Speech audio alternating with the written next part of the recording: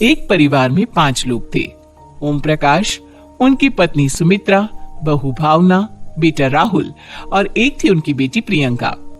वैसे तो ओम प्रकाश और सुमित्रा के घर में सब कुछ ठीक ठाक था, लेकिन सुमित्रा की एक आदत थी।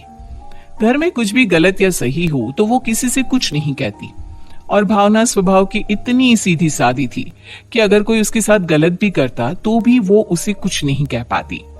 इसी के चलते प्रियंका और राहुल घर में मनमानी चलाते रहते, क्योंकि घर को संभालने वाली औरतें इस तरह से रहती थी जैसे वो गूंगी और अंधी हो।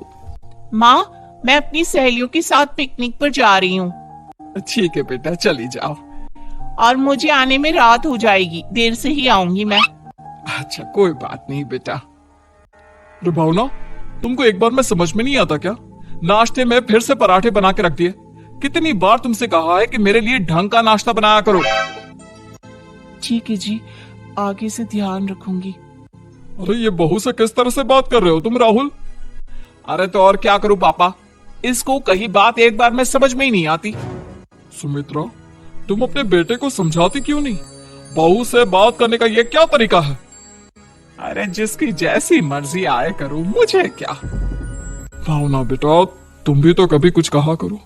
इस तरह क्यों सबकी बातें सुनती रहती हो? कोई बात नहीं पापा जी, सब ठीक है। रात को काफी देर तक प्रियंका घर नहीं आती, और जब वापस लौट कर आती है तो एक लड़की के साथ बाइक पर बैठकर। सुमित्रा और भावना दोनों ही प्रियंका को लड़की के साथ देख लेते हैं। आज तो जोर से डांट पड़ने वाली है, लेकिन मैं डर क्यों रही हूँ? माँ तो सब कुछ देखकर भी अंधी बनी रहती है। और रही बात भाभी की, वो किसी को कुछ नहीं बताने वाली। कहने को भगवान ने आवाज दी है, लेकिन गूंगी है गूंगी। और प्रियंका बेटा, इतनी रात को कॉलेज से लौट कर आ रही हो? कहाँ गई थी तुम? पापा, वो सहेली के घर पर थी, पढ़ाई करने के लिए रुक गई थी। अच्छा, ठीक है, जाओ अपने कमरे में जाओ और सो जाओ। सुमित्रा ने अपनी बेटी को एक लड़की के साथ इतनी रात को आते देखकर भी उससे कुछ नहीं कहा, और भावना ने भी इस बारे में किसी से कोई बात नहीं की। कुछ दिनों के बाद मामा जी का फोन आया था। उन्होंने प्रियंका के लिए कोई रिश्ता ढूंढा है। लड़के वाले उसे देखने आ रहे हैं। अरे मुझे नहीं करनी शादी वादी, किसी लड़की को बुलाने की कोई जरूरत नहीं है। ये तुम क्या कर रही हो प्रियंका बेटा? तुम्हारी शादी की उम्र हो चली है, और तुम्हारे मामा जी ने बहुत अच्छा रिश्ता बताया है। पापा, अब जिद क्यों कर रहे हैं? और आप क्यों मेरी मर्जी के खिलाफ शादी कराना चाहते हैं? अरे माँ, इसको समझाइए ना। आपकी बेटी, आप तो बस चुपचाप सब कुछ होते हुए भी देखती रहती हैं। अरे तो क्या कहूँ, और मेरे कहने से क्या हो जाएगा? वैसे भी गलत क्या हो रहा है, सब कुछ सही तो है। भावना बहू, देखो तो प्रियंका हमारी बात नहीं समझेगी, लेकिन वो तुम्हारी हम उम्र है। क्या पता तुम्हारे कहने से उसे कुछ समझ में आ जाए। नहीं पापा जी, मेरे कहने से कुछ नहीं होगा। मैं प्रियंका को कैसे समझा सकती हूँ? वो ननद है मेरी, कहीं मेरी किसी बात का बुरा मान गई तो? सुमित्रा और भावना में से कोई भी प्रियंका को कुछ नहीं समझाता। इस बात से राहुल और ओम प्रकाश जी दोनों ही परेशान हो जाते हैं। और फिर जब लड़का प्रियंका को देखने के लिए आता है, मुझे आपकी बेटी बहुत पसंद है, मैं उसके साथ शादी करने के लिए तैयार हूँ। देखो, मुझे तुमसे शादी नहीं करनी, और ये बात जितनी जल्दी समझ में आ जाए अच्छा रहेगा। अरे तो फिर आप लोगों ने मुझे यहाँ बुलाया ही क्यों? माफ कर दो बेटा, वो हमारी बेटी जरा गुस्से में है, हम उसे समझाने की कोशिश करते हैं। हाँ, देखिए आप नाराज मत होइए, वो तो उसने बस ऐसे ही कह दिया होगा। अरे कोई ऐसे ही कुछ कहता है क्या? और ये आपकी पत्नी और माँ, ये दोनों इस तरह चुपचाप क्यों बैठे हैं, जैसे इस घर के मेंबर ही ना हो? आपके घर में सब कुछ ठीक तो है ना? अरे सब कुछ ठीक है बेटा। सुमित्रा, समझाओ ना अपनी बेटी को। अरे क्या समझाऊं, क्या होगा समझाने से? सब ठीक ही तो हो रहा है, गलत क्या हो रहा है? भावना, प्रियंका को अंदर लेकर जाओ और उससे समझाओ कि कितना अच्छा रिश्ता है। इतना अच्छा लड़का है, इस तरह से बिहेव ना करे। नहीं जी, मैं किसी से कुछ नहीं कह सकती जी। अरे अजीब परिवार है, मुझे तो यहाँ से निकलना पड़ेगा। इस तरह से तो आपकी बेटी की शादी किसी से नहीं हो सकती। जिसके घर की औरतें गूंगी और अंधी बनकर बैठ जाए, उस घर का कुछ नहीं हो सकता। ओम प्रकाश और राहुल सुमित्रा और भावना की हरकतों की वजह से बहुत परेशान हो जाते हैं।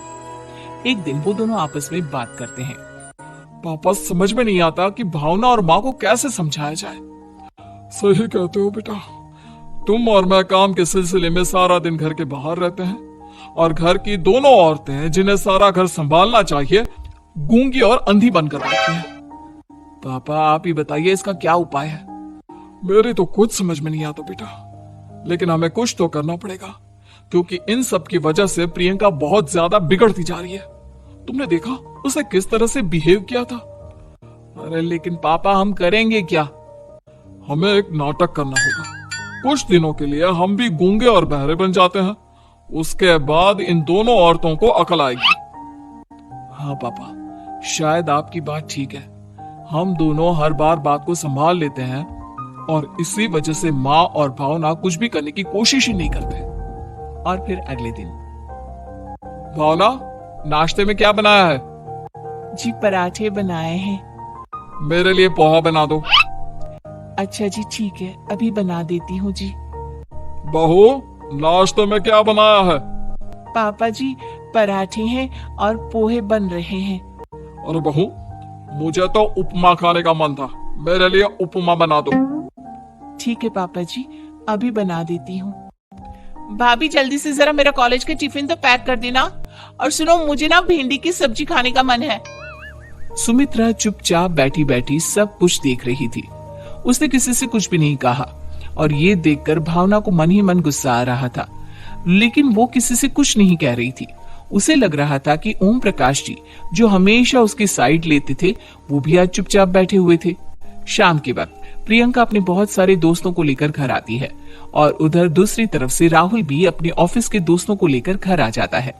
प्रियंका अपने कमरे में तेज म्यूजिक चलाकर डांस करती है और राहुल अपने दोस्तों के साथ बैठकर जोर जोर से हंस रहा था। प्रियंका और राहुल मिलकर पूरे घर को अस्त व्यस्त कर देते हैं, लेकिन भावना उनसे कोई शिकायत नहीं करती और सुमित्रा जी भी चुपचाप बैठी रहती है।